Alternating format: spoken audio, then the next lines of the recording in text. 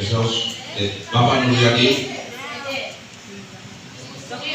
Kepala yang terhormat Bapak Kepala Tata Usaha Semaneg Dodoku Abdurrahman Esos, yang terhormat Bapak Ibu Guru Semaneg Dodoku. Sebelumnya ada ingin banyak-banyak terima kasih kepada pihak sekolah sudah memfasilitasi kegiatan calon guru penggerak angkatan 6 ini untuk melakukan sosialisasi kegiatan aksi nyata kami. Yang berikutnya, pihak sekolah sudah mendukung secara penuh mulai dari angkatan 2, 6, dan 8. Dan angkatan 8 ini pimpinan sekolah kita sudah memberikan dukungan motivasi terhadap guru-guru untuk mengikuti kegiatan seleksi calon guru penggerak tahun 2022. Yang berikutnya, bukan menghului Bapak Ibu guru, hanya ini sebagai tugas kami sebagai guru calon guru penggerak untuk melakukan kegiatan aksi nyata kami di sekolah. Terima kasih. Sebelumnya, mari kita panjatkan puja dan puji syukur kehadirat Allah Subhanahu wa Ta'ala yang telah memberikan beberapa nikmatnya kepada kita, antara lain nikmat umur, nikmat kesempatan, dan nikmat kesehatan. Nikmatan sehingga kita bisa hadir di ruang guru untuk mengikuti kegiatan diseminasi calon guru penggerak budaya positif. Pertama-tama yang ingin saya sampaikan di sini adalah kami sudah mempelajari dari modul 1 sampai modul 4 sudah berakhir. Makanya ada di modul 1 di sini kita melaksanakan kegiatan aksi nyata pengibasan budaya positif di SMA Negeri Dodoku. Nah, sekarang kita mulai, silakan slide-nya. Sekarang kita masuk di sini penyebaran pemahaman dan pengalaman penerapan budaya positif. Selamat datang para guru hebat. Mari belajar bersama, berkolaborasi, saling mendukung demi mewujudkan disiplin positif di sekolah kita tercinta. Konsep utama modul budaya positif yang pertama, perubahan paradigma belajar. Yang kedua, kebutuhan dasar manusia. Yang keempat, motivasi perilaku manusia. Selanjutnya, disiplin positif, posisi kontrol institusi, keyakinan kelas, segitiga restitusi. Nanti akan ada langkah-langkahnya nanti setelah ini. Silakan. Pembelajaran dengan paradigma baru. Pembelajaran dengan paradigma baru dirancang berdasarkan prinsip pembelajaran yang berdiferensiasi sehingga setiap siswa belajar sesuai dengan kebutuhan dari tahap perkembangan untuk mewujudkan profil Pancasila. Disiplin positif dalam budaya kita, makna kata disiplin dimaknai menjadi suatu yang dilakukan seseorang pada orang lain untuk mendapatkan kepatuhan.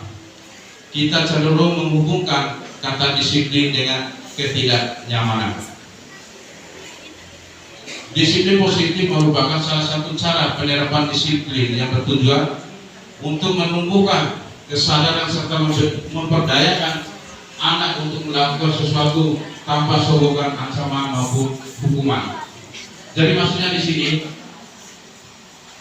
salah satu cara penerapan disiplin di sini, siswa itu tidak diperbolehkan oleh guru ketika mereka untuk melakukan disiplin itu.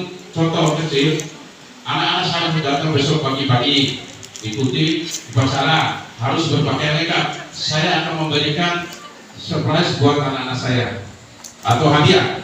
Itu bagian daripada anak-anak mereka datang sesuai dengan ada keinginannya yang diberikan oleh gurunya. Jadi kita seorang guru tidak boleh memberikan reward terhadap anak-anak untuk menumbuhkan motivasi terhadap dirinya. Jadi biarkan anak-anak itu belajar sesuai dengan kemampuan anak-anak. Yang berikutnya, berempat. Sebagai pendidik, tujuan kita adalah menciptakan anak-anak yang memiliki disiplin diri, sehingga mereka bisa berperilaku dengan mengacu pada nilai-nilai kebijakan universal dan memiliki motivasi intrinsik bukan ekstrinsik. Ya. Kebutuhan dasar manusia bertahan hidup, kasih sayang dan rasa terima kasih. Yang berikutnya penguasaan, kebebasan, kesenangan. Sekarang kita masuk ke motivasi perilaku manusia. Motivasi perilaku manusia mendorong yang timbul pada diri seseorang secara sadar atau tidak sadar untuk melakukan suatu tindakan dengan tujuan tertentu. Poin yang pertama, menghindari ketidaknyamanan dan hukuman. Murid melakukan disiplin diri karena ia takut dihukum. Ini merupakan motivasi eksplisit. Jadi maksudnya di sini, selama ini siswa ini merasa takut, dia harus disiplin. Tepat waktu datang, memakai seragam sekolahnya itu mulai dari topi sampai dasi. Hanya semata-mata mereka merasa takut karena dihukum oleh gurunya. Jadi di sini merupakan motivasi dan intrinsik. Kemudian mendapatkan imbalan atau penghargaan dari orang lain. Murid melakukan disiplin diri karena ia ingin mendapatkan imbalan. Ya, jadi maksud di sini sama seperti tadi, intrinsik semua. Siswa itu bermotivasi karena ingin mendapatkan imbalan atau penghargaan dari gurunya. Jadi tidak semata-mata dari dasar dirinya keinginan untuk berdisiplin. Mereka semata-mata karena ada penghargaan dari gurunya. Yang ketiga, menghargai nilai-nilai kebijakan diri sendiri. Murid melakukan disiplin diri karena sadar akan nilai kebijakan dirinya. Ini merupakan motivasi intrinsik. Jadi di sini mereka tidak dari hati sendiri dia mereka melakukan disiplin itu tanpa ada bentuk penghargaan, pemberian, reward terhadap guru-gurunya. Muncul sadar dari diri sendiri. Mungkin seperti itu. Konsep disiplin dengan identitas kakak. Di sini ada dua, hukuman menyakitkan, tidak nyaman, murid takut, memaksa, murid menyembunyikan kesalahan, murid mencari rendah diri, penghargaan tidak efektif, merusak hubungan, mematikan kreativitas, menghukum dengan sistem ranking. Konsep disiplin dengan identitas sukses.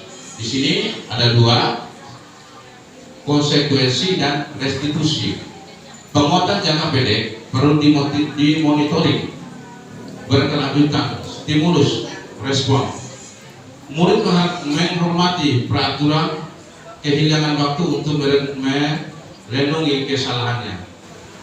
Restitusi, murid bertanggung jawab untuk berperilaku. Yang kedua, fokus pada pemecahan masalah jangka panjang. Yang berikutnya, murid menghormati diri sendiri dan orang lain. Yang ketiga, teori kontrol, murid bersemangat memperbaiki kesalahannya.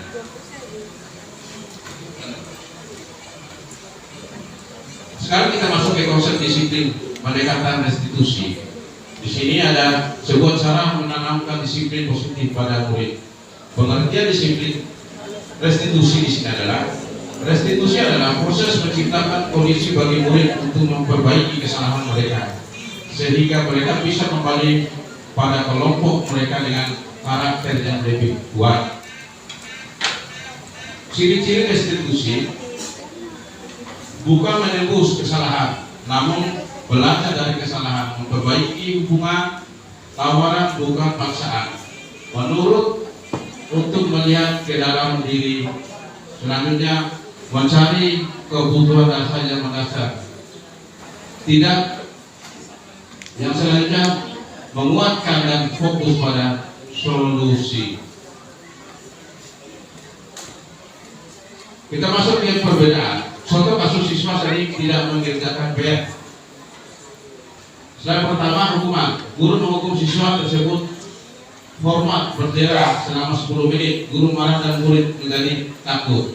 Jadi hukuman seperti ini tidak diperbolehkan lagi di kurikulum yang baru ini atau kurikulum 2013 ini. Kita guru hanya bisa mencari apa alasan anak saya tidak membuatkan PR atau tugas yang diberikan oleh gurunya. Hanya mencari alasan saja. Jadi tidak lagi seperti menghukum, suruh lari lapangan, keliling lapangan, dan sebagainya. Karena itu program pembelajaran kita dulu kan sifatnya menuntut anak, menuntut itu contoh kecil. Di mata pelajaran matematika, siswa saya harus bisa menghafal kalian 1 sampai 10. Itu namanya menuntut. Sekarang ini menuntun. Bagaimana sifat penuntun yang kita hanya bisa mengarahkan, melihat anak-anak pada saat proses pembelajaran tersebut. Kemudian konsekuensi, guru memberikan konsekuensi untuk mengerjakan PR-nya saat istirahat.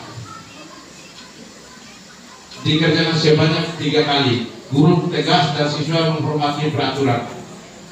Jadi sama dengan tadi hukuman sama konsekuensi ini, ya hal-hal seperti itu tidak diperbolehkan lagi oleh kita mencari kesalahan anak karena dia tidak bekerjakan tugas yang kita berikan atau PR yang diberikan oleh gurunya. Restitusi, guru menanyakan keyakinan kelas dirinya dan membantu siswa menyelesaikan masalahnya. Guru terbuka dan siswa menghormati dirinya dan orang lain. Contohnya seperti ini. Ini kasus masalah. Disuruh buat PR, dia tidak bekerjakan PR-nya. Jadi guru hanya bisa mencari, menanyakan keyakinan. Kita kembali ke keyakinan kelas di sini. Karena di satu keyakinan kelas itu ada salah satu keyakinan seperti ini. Ketika siswa tidak mengerjakan PR-nya, kenapa nak? Apa alasan kamu? Pasti anak itu punya alasan. Ketika dia tidak mengerjakan PR-nya tersebut. Berikut adalah bagian dari 5 kontrol restitusi. Di sini ada penghukum, pembuat rasa bersalah, teman, pemantau, manajer. Sekarang pertanyaan pada sama ibu-ibu, posisi ibu-ibu di sini sekarang di mana? Apa penghukum, pembuat rasa bersalah, teman atau pemantau atau manajer? Ya, penghukumnya, ya. Jadi di sini sekarang kita diposisikan kita di sini sebagai manajer, ya. Jadi tidak ada lagi penghukum, pembuat rasa bersalah. Intinya anak-anak merasa bersalah itu sudah tidak ada lagi. Kita menuju ke daerah ke posisi manajernya. Posisi kita sekarang di posisi manajer. Contoh penerapan 5 posisi kontrol. Kasus siswa tidak memakai atribut lengkap saat upacara bendera. Yang pertama, penghukum, patuhi aturan sekolah, lalu berdiri di depan barisan. Yang berikutnya, membuat rasa bersalah. Berapa kali Bu Guru harus memberitahu kamu? Bu Guru kecewa sama kamu. Berikutnya teman, ayolah, yang tertib buat Bu Guru bangga kalian ini tidak apa-apa kamu salah, tidak apa-apa kamu salah. Pemantau, kamu sudah melanggar apa peraturan dan konsekuensi. Berikutnya, manajer, apakah kamu tahu kesalahan kamu kira-kira bagaimana kamu akan memperbaiki kesalahannya. Itu bagian daripada penanganan yang seperti Mbak tanyakan tadi. Posisi ibu di mana sekarang? Posisinya di manajer. Jadi apa di sini? Apakah kamu tahu? Jadi menanyakan kesalahan. Kenapa kamu terlambat? Apakah kamu tahu kenapa kamu terlambat? Nah, seperti itulah posisi manajer yang ada 5 fungsi kontrol tadi. keyakinan kelas. Mengapa keyakinan kelas? Mengapa tidak peraturan kelas? Ya, ini sebuah pertanyaan, tanda tanya besar di sini. Mengapa harus keyakinan kelas? Mengapa tidak peraturan kelas saja? Contoh, mengapa kita memiliki peraturan tentang penggunaan helm pada saat mengendarai kendaraan roda 2? Ya, karena di sini peraturan itu identik dengan kesalahan yang dilakukan. Contoh, ketika kita tidak menggunakan helm pada saat berkendaraan, pasti ada sanksi di situ. Karena berbicara aturan itu ada sanksinya. Sama dengan yang kedua, mengapa kita memiliki peraturan tentang penggunaan masker dan mencuci tangan setiap saat? Nah, ketika kita dulu tidak menggunakan masker, kan kita sudah melanggar sanksi di situ. Nah, makanya di sini kita tahu keyakinan kelas. Keyakinan kelas itu tidak mengarah ke sanksi buat anak-anak kita. Ketika anak-anak melakukan kesalahan seperti tidak membuat tugasnya.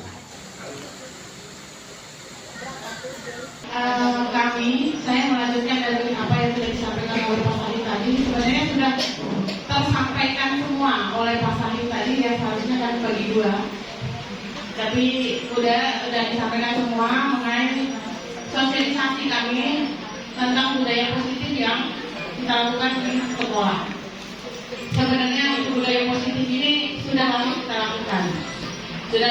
lakukan. Mulai dari kita siswa masuk sekolah dari pintu gerbang, kita sudah biasakan untuk mengucapkan salam, memberikan hormat kepada guru, pungut sampah. Itu juga bagian dari budaya positif yang sudah sering kita lakukan, di sekolah. Masukkan baju sebagai wujud dari disiplin, upacara tepat waktu, hadir tepat waktu, masuk kelas pun tepat waktu. Yang mungkin saya pribadi pun untuk budaya positif masuk tepat dalam kelas ini dari diri saya mungkin ada sedikit terlambat. Tapi kalau untuk kehadiran di sekolah, alhamdulillah dari saya mungkin pindah ke sini, saya selalu hadir lebih awal. Itu yang saya tanamkan di diri saya, yang akan saya jadikan contoh untuk siswa saya. Nah, yang saya tambahin di sini dari penjelasan pesan tadi yaitu tentang kebutuhan dasar manusia. 5 kebutuhan dasar kita itu, yang pertama bertahan hidup. Ya, kita harus makan, kita harus minum. Ya. Yang kedua yaitu kasih sayang dan rasa diterima. Itu yang kita wujudkan di sekolah. Kita memberikan kasih sayang kepada siswa, dia bisa diterima oleh semua dalam lingkungannya. Ya, mungkin selama ini mungkin saya juga termasuk orang yang keras ya di sekolah, keras menghadapi siswa. Dan itu yang saya belajar sekarang untuk mulai sedikit demi sedikit menekan emosi saya sendiri sehingga saya bisa mewujudkan kasih sayang itu tanpa harus kita mengeluarkan emosi. Kasih sayang kita yang biasanya saya sayang sama siswa, tetapi lebih cenderung ke emosi saya yang lebih tinggi untuk menegur, untuk menghibur mereka. Gitu. Yang ketiga yaitu kesenangan. Kita buat siswa itu senang untuk berada di sekolah. Jadi tidak lagi pulang bolos gitu, yang masih terjadi di kita. Yang keempat, penguasaan. Yang kelima yaitu kebebasan. Kita memberikan kebebasan kepada siswa untuk mengekspresikan diri mereka menjadi seperti apa yang mereka inginkan. Bukan mereka yang mengikuti keinginan kita, tetapi kita sekarang di guru yang Merdeka Belajar ini, kita memberikan siswa untuk bebas menentukan apa yang mereka inginkan. Ya, bukan bebas loncat-loncat. Disitulah penegasan kita untuk kesenangan mereka, kasih sayang kita berikan, kita memberikan nasihat gitu. Kalau kebebasan untuk loncat-loncat itu semua orang tidak akan mungkin memberikan. Ya, kebebasan yang diartikan dalam arti kata di sini yaitu membebaskan siswa menentukan ke arah mana yang mereka inginkan. Selama ini kan kita menuntut mereka, oh aku harus seperti ini, harus ikut apa yang saya ngomongkan. Kalau sekarang kita nggak seperti itu, walaupun memang sebenarnya dari dulu semua kurikulum itu mengantarkan kita untuk membawa siswa kita untuk ke arah yang lebih baik. Tetapi sekarang dari pemikiran Ki Hajar Dewantoro, kita di sini sebagai guru hanya sebagai penuntut, bukan menuntut apa yang seperti Pak Sandi bilang tadi. Kita menuntut siswa itu untuk bisa tidak malu lagi. Mereka misalnya, saya suka main bola, biarkan aja mereka main bola. Saya suka main voli, biarkan aja mereka main voli. Kita gunakan kesukaan mereka ini untuk pelajaran kita. Itu yang dituntut untuk sekarang kurikulum merdeka ini, memberikan kebebasan kepada mereka, tetapi bukan berarti kebablasan sampai bahkan melawan kita pun itu. Itu yang kita terapkan sekarang. Ya seperti saya bilang tadi, saya itu mungkin guru yang paling emosi kalau dibilang. Kalau saya anak itu salah, langsung saya hukum gitu. Saya seperti itu. Tapi saya sekarang mulai belajar setelah saya memahami sedikit demi sedikit dari modul ini gitu. Belajar untuk mengendalikan diri saya, emosi saya, belajar untuk mengajak mereka untuk bebas berekspresi seperti apa yang mereka inginkan.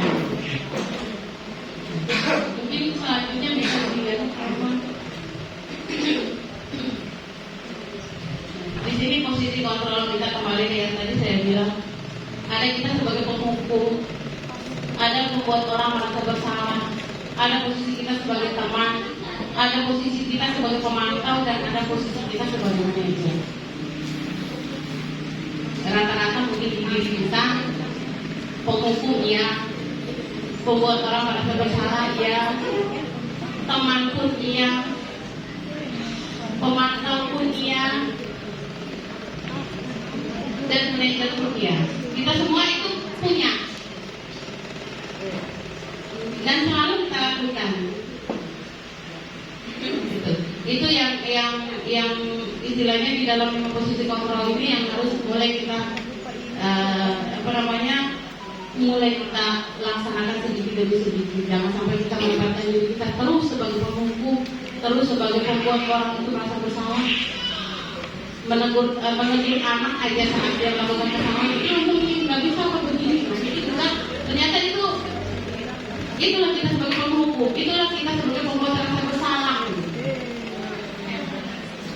Itu yang sering kita lakukan setiap harinya. Tapi ada, mungkin tidak semua yang guru hanya sebagai pemantau saja banyak. Guru hanya sebagai yang manajer pun banyak. Gitu. Karena memang menempatkan dirinya itu sebagai seorang pemimpin pembelajaran. Mungkin kita selanjutnya. Nah ini bisa jadi pertanyaan-pertanyaan kita yang kita posisi kita. Untuk pertanyaan pertama, saya kecewa sekali dengan kamu. Itu berarti kita menempatkan diri kita sebagai pembuat orang merasa bersalah. Ternyata kata-kata ini yang kita anggap sederhana, ternyata kita di situ posisi kita adalah membuat anak itu merasa bersalah. Nah, yang kedua, kamu tidak pernah belajar melakukannya. Ternyata itu adalah bahasa kita sebagai penghukum. Kita menempatkan diri kita sebagai penghukum. Yang ketiga, ayolah lakukan dari bapak ibu. Misalnya kita di kelas, siswa kita ribut atau siswa kita melakukan mengganggu tetangga yang lain atau tidak mengerjakan PR lah. Itu kita tentunya seperti ini.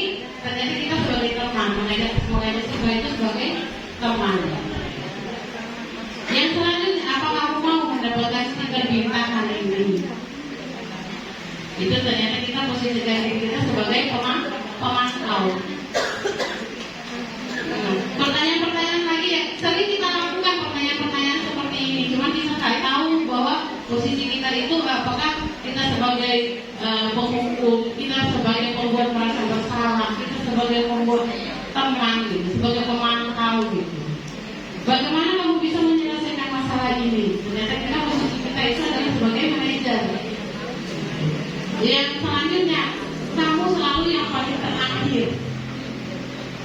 Kita menegur, padahal halus sebenarnya kata teguran kita. Ternyata pengertiannya itu adalah kita sebagai penghukum anak itu. Itu yang dimaksudkan tadi 5 posisi kontrol tadi. Yang mungkin saya tambahin mungkin tentang restitusi ya Pak firmannya, tentang restitusi, pengertian dari restitusi, segitiga restitusi ini. Nah, segitiga restitusi ini tadi pengertiannya itu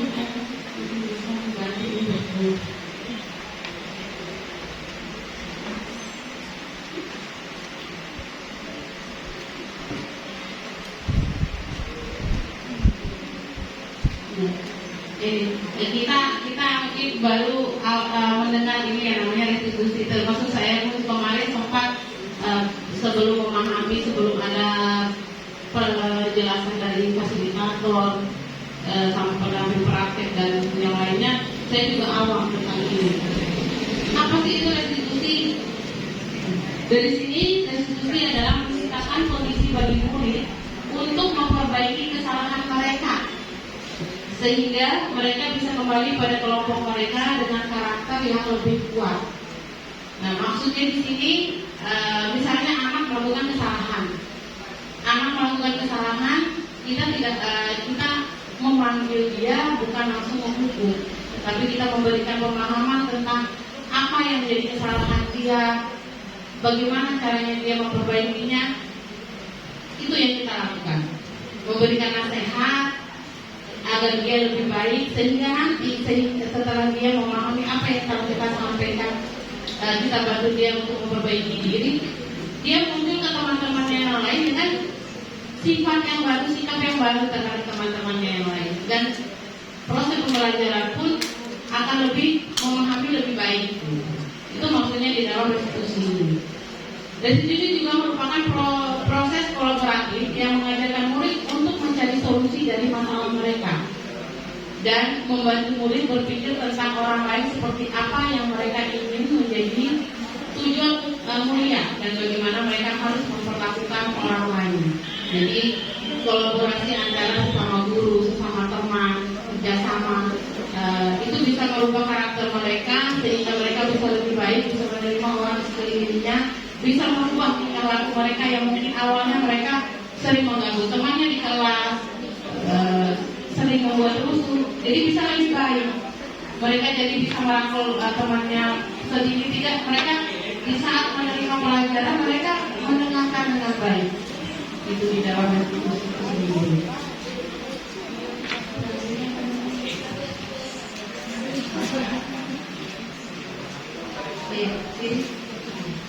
Ini sebenarnya ciri restitusi yang tadi juga sudah dijelaskan oleh Pak Sahir. Yang pertama, bukan untuk menebus kesalahan, tetapi untuk belajar dari kesalahan. Itu tujuan dari restitusi itu. Yang kedua, memperbaiki hubungan. Yang ketiga, tawaran bukan paksaan. Kita kan biasanya maksa, kamu belajar A, dia harus A. Padahal anak ini maunya yang B gitu. Misalnya kita belajar dia harus membaca, dari kita harus membaca, sedangkan dia itu maunya mendengar. Nah itu yang kita harus bisa membagi. Siswa itu apakah dia yang sukanya misalnya mendengar, menonton, nah sebagiannya bisa hanya membaca gitu. Jadi itu kita bisa bedakan. Yang keempat, restitusi menuntut kita untuk melihat ke dalam diri. Dengan restitusi itu kita bisa pahami apa sih yang anak ini mau. Tapi sebenarnya untuk ini sering sih kita sebagai guru, namanya guru yang kita melakukan pendekatan kepada anak itu sering kita lakukan semua. Semuanya kita lakukan, terutama guru BK. Iya, guru BK itu sangat-sangat dekat sama siswa. Karena kan biasanya kan kita nasihati dari hati ke hati gitu. Sering kita lakukan semua, tapi bukan hanya guru BK, semua guru pun begitu. Di dalam kelas mau dia wali kelas, mau beliau itu mengajar secara pribadi, tetap saja dalam kelas ada jangka waktu kita itu untuk memberikan nasihat dulu, baru kita memulai pelajaran. Yang selanjutnya, restitusi diri adalah cara yang paling baik. Yang ketujuh, restitusi fokus pada karakter bukan tindakan. Yang kedelapan, restitusi fokus pada solusi. Yang kesembilan, restitusi mengembalikan murid yang berbuat salah pada kelompoknya. Biasanya kan kalau siswa udah berbuat salah kan dia menyingkir, menjauh dari teman-temannya, dijauhi sama teman-temannya. Tapi bagaimana caranya siswa yang berbuat salah ini kita rangkul mereka, kita ajak mereka untuk mengerti bahwa mereka apa yang mereka lakukan itu salah. Itu yang kita kerjakan sekarang. Nah, segitiga restitusi ini dari sini ada validasi kebutuhan, ada menanyakan keyakinan mereka, ada menstabilkan identitas. Ada tiga segitiga restitusi itu. Yang pertama, kamu tentu punya alasan mengapa melakukan itu. Itu adalah validasi dari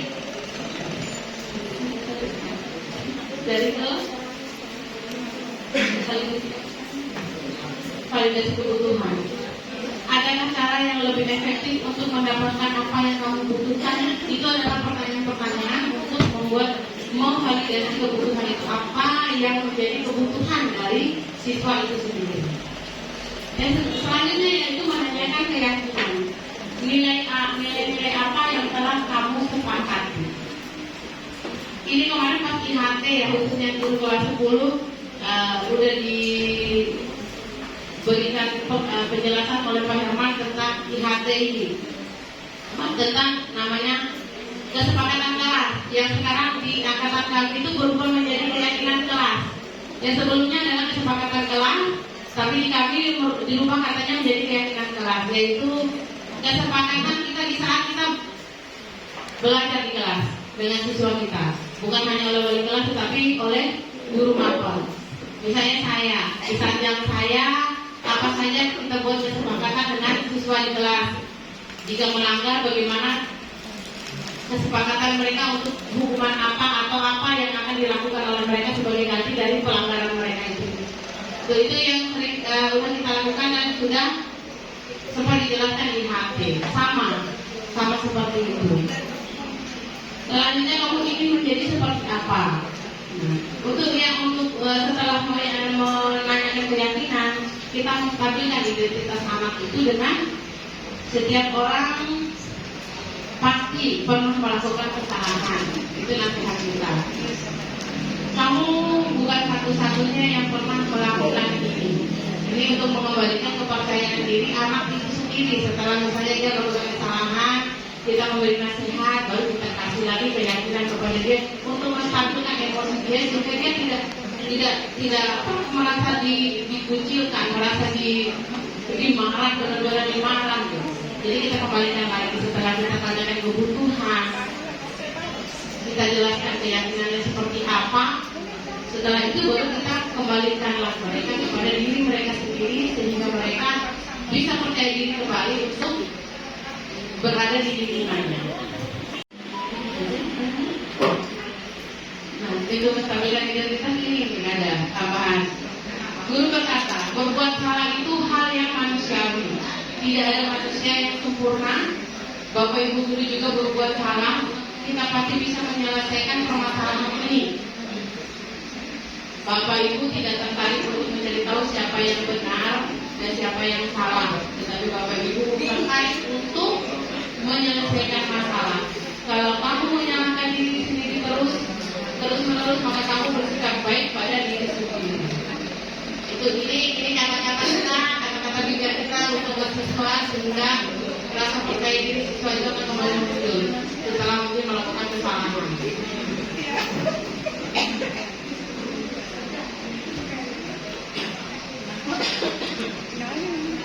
Untuk validasi kebutuhan, kata-kata kita yang bisa kita pakai. Kamu bisa saja kan melakukan yang lebih buruk, tapi kamu tidak melakukannya. Sehingga sebagai kata-kata itu mulai kita tidak jadinya dengan kata-kata ini kita tidak menjadi penghukum mati untuk mereka. Karena bagaimanapun kayak orang-orang bilang aturan itu aturan dibuat untuk dilanggar katanya. Dalam aturan itu kita turun aturan berarti aman dunia. Tapi kan kenyataannya sekarang aturan yang ada tetapi semuanya dilanggar. Guru berkata, kamu pasti punya alasan mengapa melakukannya. Itu untuk mau memfasilitasi hubungan anak-anak tersebut komunikasi. Yang ketiga, apa yang penting bagi kamu? Itu pertanyaan-pertanyaan yang kita pakai untuk mengerti apa sih yang dibutuhkan oleh anak itu sendiri. Kamu boleh tetap berusaha menjaga sikap itu, tetapi tambahkan sikap lain yang baru. Maukah kamu belajar cara lain untuk mendapatkan yang kamu butuhkan tanpa harus memukul, misalnya anak itu melakukan pemukulan? Apakah kamu bisa melakukan dengan baik besok pagi? Ini untuk mau fasilitasi kebutuhan. Contoh kata-kata yang harus kita gunakan sebagai guru. Nah, untuk yang selanjutnya menanyakan keyakinan. Apa nilai yang kita percaya di dalam sekolah kita? Nilai-nilai universal apa yang telah kita sepakati? Kelas yang ideal itu seperti apa sih? Kamu ini jadi anak seperti apa? Apa yang kamu rasakan ketika kamu melakukan itu? Kamu menjadi orang yang seperti, kamu mau menjadi orang yang seperti apa? Itu dalam keyakinan kelas yang dibuat. Kita sudah buat banyak, saya juga termasuk, tapi saya buat keyakinan kelasnya itu saya sebagai konsekuensinya dari keyakinan itu saya pakai uang. Maksudnya begini, kalau mereka melakukan kesalahan, saya denda dan uang itu untuk kas. Nah, kalau mereka banyak melakukan kesalahan, mungkin karena saya orang ekonomi ya, jadi saya karena mungkinnya pakai uang. Kalau kita melakukan kesalahan terus menerus, otomatis uang belanja akan habis kan. Nah, kalau uang belanja habis, di saat istirahat anak itu tidak akan bisa belanja. Nah, otomatis dengan pemikiran seperti ini, dia akan menahan dirinya untuk melakukan kesalahan, sehingga uang belanjanya pun untuk sehari itu tidak akan habis. Itu tujuan saya, kenapa saya pakai uang sebagai konsekuensinya jika dia melakukan kesalahan. Tapi ya tetap aja dilanggar. Apa yang sudah diyakini, apa yang sudah disepakati tetap aja dilanggar. Yaitu manusianya anak-anak kita, karena memang dunianya mereka memang dunia bermain. Tapi kasnya tambah banyak ya. Ada yang bayar, ada yang tabung. Kasnya ada. Setiap kasnya dipakai beli satu, dan satunya entah siapa yang salah. Sapu, tong sampah, stoknya hilang Bu. Jadi ada anak-anak yang protes ke saya, uang kas kita kok nggak ada, udah beliin sapu, dan sapunya mana? Hilang. Jadi seperti itu. Itu sering ya, nggak usah yang di kelas ya, yang disediakan sekolah pun hilang. Nah, mungkin itu yang dari saya. Lebih dan kurangnya saya mohon maaf. Jika mungkin ada yang mau memberikan masukan ke kami mohon dengan hormat untuk memberikan masukan ke kami, sehingga kami bisa memperbaiki apa yang menjadi tugas-tugas kami selama menjadi calon guru penggerak. Terima kasih atas kesempatannya Bapak. Terima kasih Bapak Ibu guru juga yang sudah mendengarkan. Demikian, wassalamualaikum warahmatullahi wabarakatuh.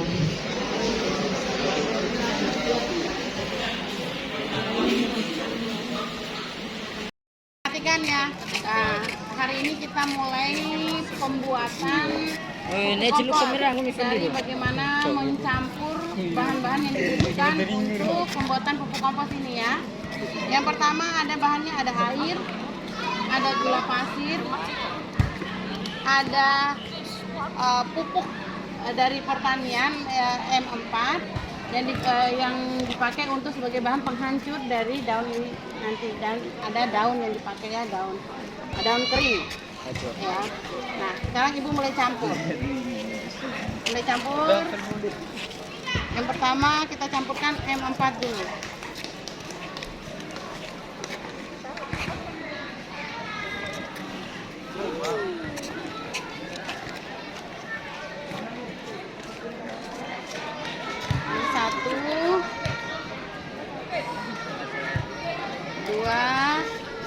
pakai 3 aja ya.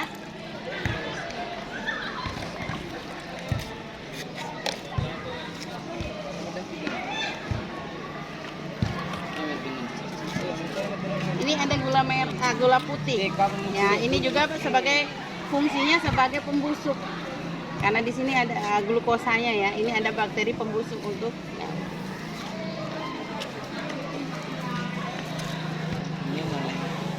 Nanti lalu Vina no kabel. Nah, kita campur ya. Sampai bisa cariin ibu kayu enggak? Sampai ini larut, gulanya larut. Hai.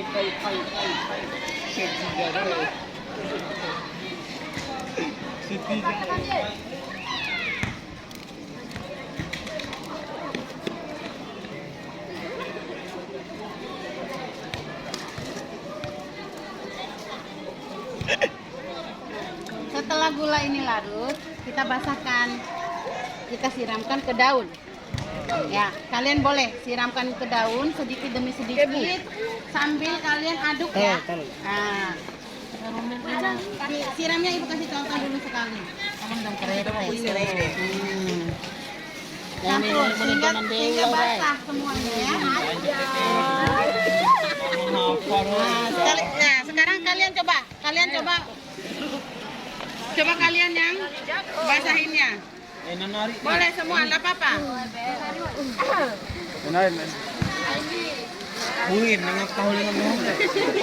Campurnya sampai dibuka melebar sehingga bisa kecampur semua. Kendaki. Nih,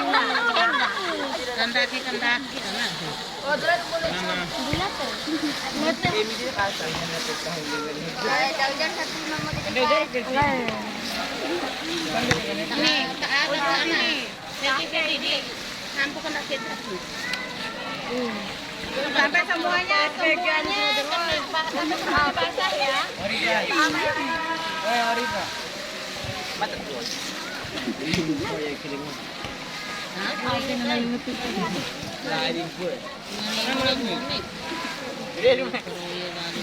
Ya, siram lagi sampai itu air habis, sampai ini terbasah tercampur semua.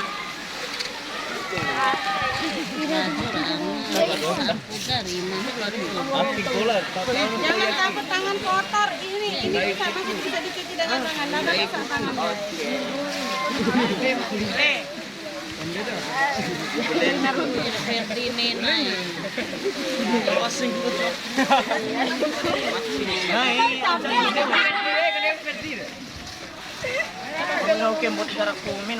Nah, proses pembusukan ini nanti setiap minggunya akan kita lihat bagaimana perkembangannya selama per minggu itu selama nanti 1 bulan proses pembusukan ini ya.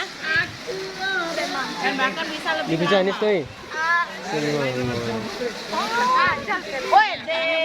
Ini sebenarnya ini belum basah.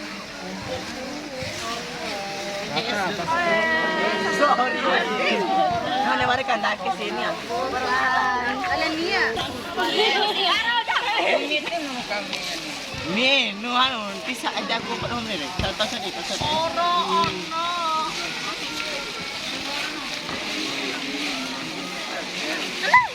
Nah, ini kan benar. Berarti kan belum kena itu. Benar bawahnya coba, tapi pelan-pelan. Ada tahu sampai Pelan-pelan. tangan tuh.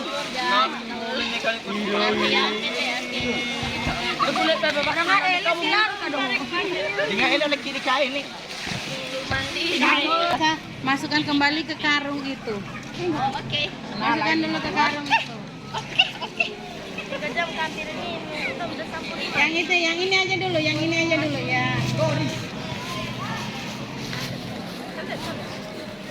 Ya, coba taruh di situ. Taruh sampai penuh. Setengah aja kayaknya ya biar anu. Coba taruh lagi, nanti baru cari kayu ya.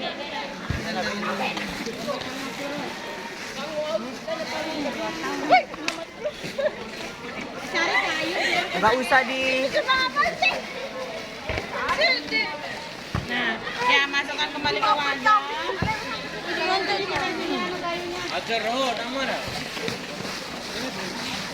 Jangan yang kecil. Ini HP kawin. Nah, sebentar kita masuk ke begini ya. Habis itu. Batik.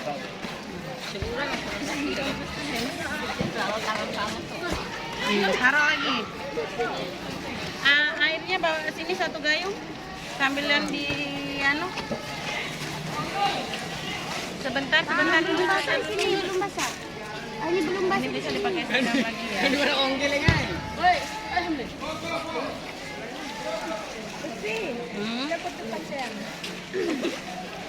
lupa tadi tongkat. Sudah, berarti sudah tercampur.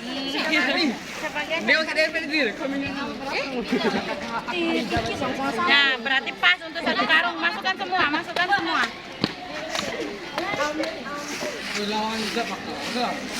Belengan na tahan mahal ini. Nanti ini tidak boleh disimpan tempat terbuka begini, tetapi disimpan di dalam ruangan. Ya. Kalau di dalam ruangan, jadi ini lembab, harus dalam keadaan lembab. Tidak boleh kering karena ini proses pembusukannya.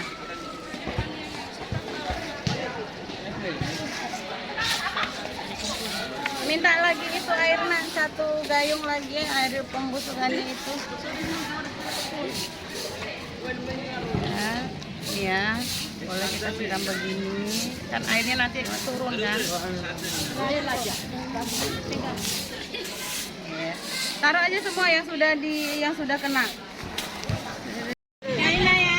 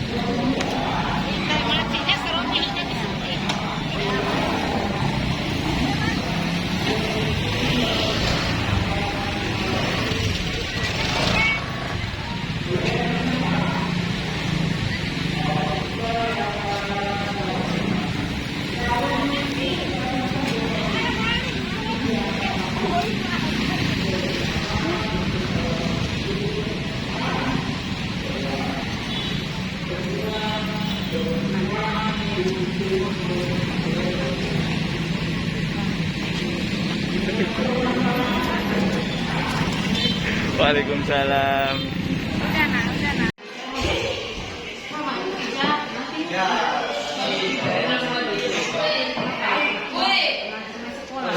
Di jam ini semua jam ya, kalau latihan saya jarang masuk kan. Anak saya kenapa?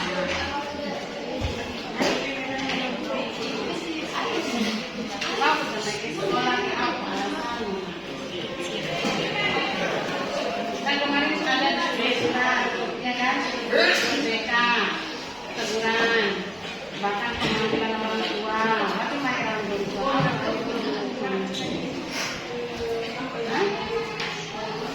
Ano bang na? Bate gagawin ko sa sekolah. Ada.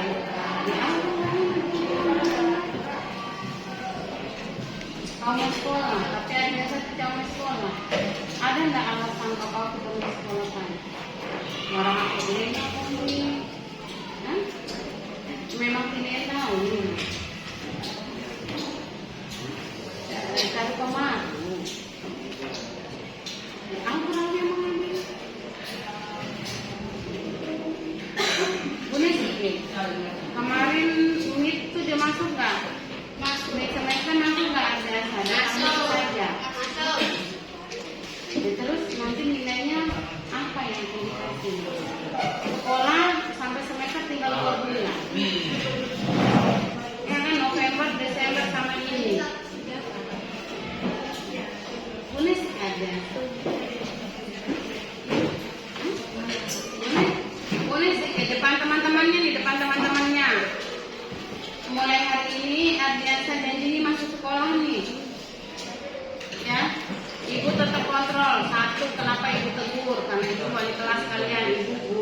kalian di kelas ini. Yang kedua, karena memang mata pelajaran ibu sendiri dia tidak pernah masuk. Nah, kan sudah kirim surat ke orang tua sudah kami lakukan, panggil orang tua juga sudah kami lakukan, tapi nanti kami mau visit lagi juga ya, biar padat. Pokoknya ibu maunya mulai hari ini Ardiansa dan ada apa lagi, mau terlambat atau apa datang sekolahnya ya, karena di orang nilai pada cukup nggak naik kelas. Kalau kayak begini, saya nggak berani perjuangkan. Kenapa? Semua guru pasti nggak akan kasih keluarkan nilai. Gimana saya memperjuangkan kalau Ardiansa sendiri memang tidak mau merubah dirinya? Kalau ada perubahan, saya berani untuk memperjuangkan Ardiansa naik kelas. Kalau Ardiansa tidak ada perubahan, saya nggak berani memperjuangkan Ardiansa untuk naik kelas. Ya, dengar untuk semua ya.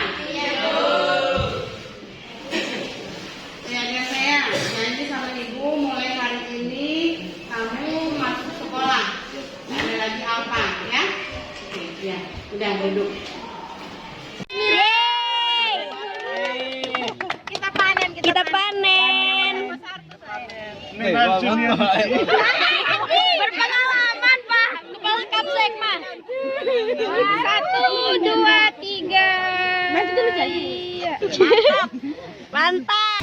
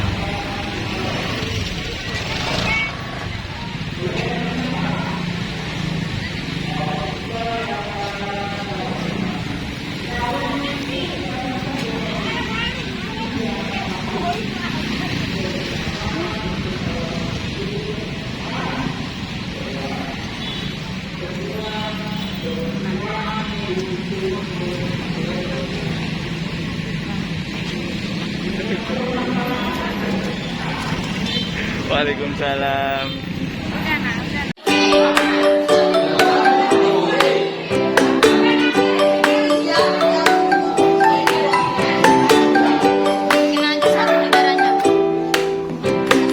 Ambil salah satu negaranya sebagai contoh, nanti kita presentasikan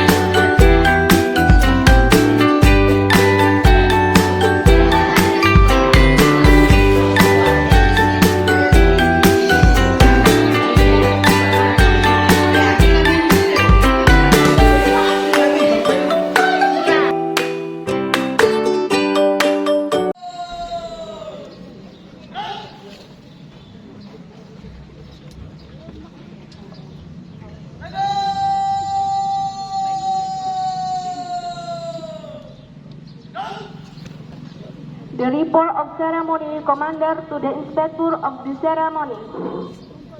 Laporan pemimpin.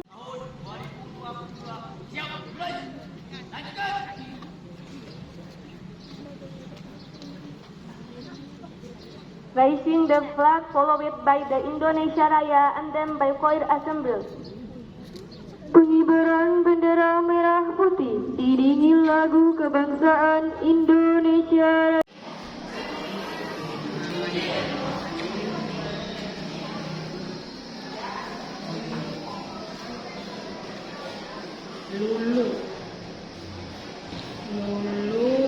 Agustina yang baik. Ini dari Lulu. Kita udah mau masuk sekolah udah 6 bulan ya. 6 bulan, masuk bulan yang depan ini 6 bulan kita mau ujian. Lulu ini selama jam dulu 1, 2, 3, 4, 5 hanya pernah masuk 5 kali selama hampir 6 bulan ini. Lulu kenapa? Hah? Punya alasan nggak kenapa nggak datang ke sekolah? Hah? Enggak, memang malas. Terus di rumah ngapain ya? Di rumah ngapain? Lara. Sampai di Lara. sekolah sampai nggak datang. Lara.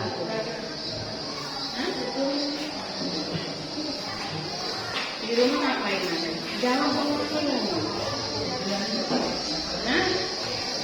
Di mana ya? Terus di rumah itu kamu tidur, makan, ini itu nggak bantu orang tua juga. Berarti orang tuanya nih kemarin BK datang ke rumah itu karena benar-benar nggak tahu atau memang tahu? Ibadah, lah kamu katanya di rumah.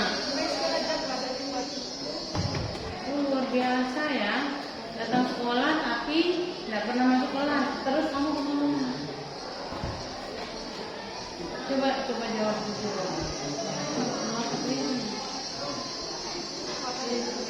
Hah? Apaan ini? Kamu daftar di SMA 2 kemarin pakai jalur apa? Jalur umum, jangan bilang bayar pakai uang. Kami tidak pernah memungut biaya apapun untuk masuk di SMA 2. Tidak pernah memungut biaya apapun. Kalian masuk ke sini daftar itu karena memang kalian seragam, bukan pungutan kami. Ya, itu yang perlu dijadiin catatan. Kami karena bagaimanapun SMA tidak pernah melakukan pungutan liar.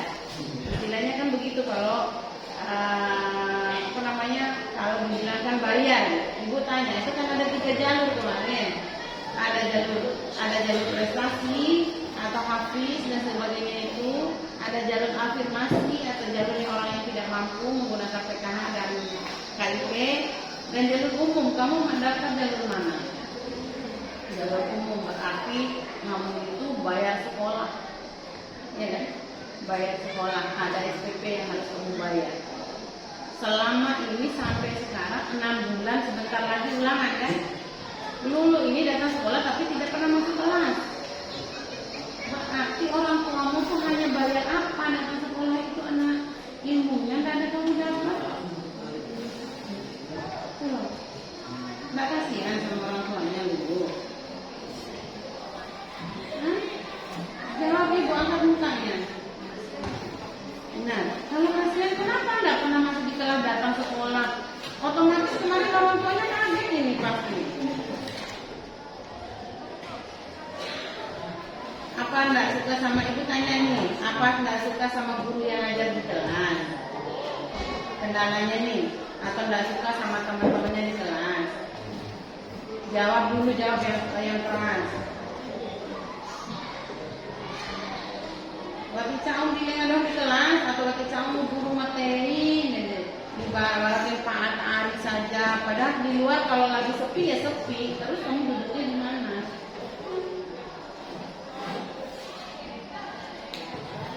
Aneh. Main sekolah atau tidur di kelas. Yang kita pikirkan itu lain-lain. Pikirnya dong tua. Susah loh orang tua itu cari uang buat bayar SPP kamu, karena jalur kamu tuh jalur umum, otomatis yang bayar sekolah. Walaupun sekolah itu mungkin hanya 120, tetapi bagi orang yang susah cari uang itu akan berat. Bayarlah keikhlasan orang tua itu dengan datang sekolah, belajar yang baik.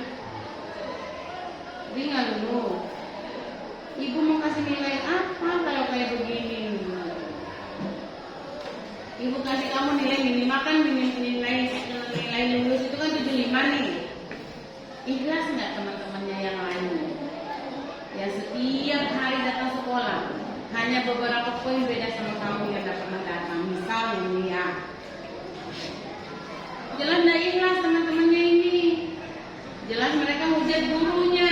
Kenapa si Lulu yang tidak pernah hadir dikasih nilainya naik, nilai naik, sedangkan kami yang sekolah setiap hari masuk kelas tetap duduk dengan baik dengan guru. Nah, gitu sana. Itu perbandingannya. Jelas teman-temannya tidak akan ikhlas ya kan?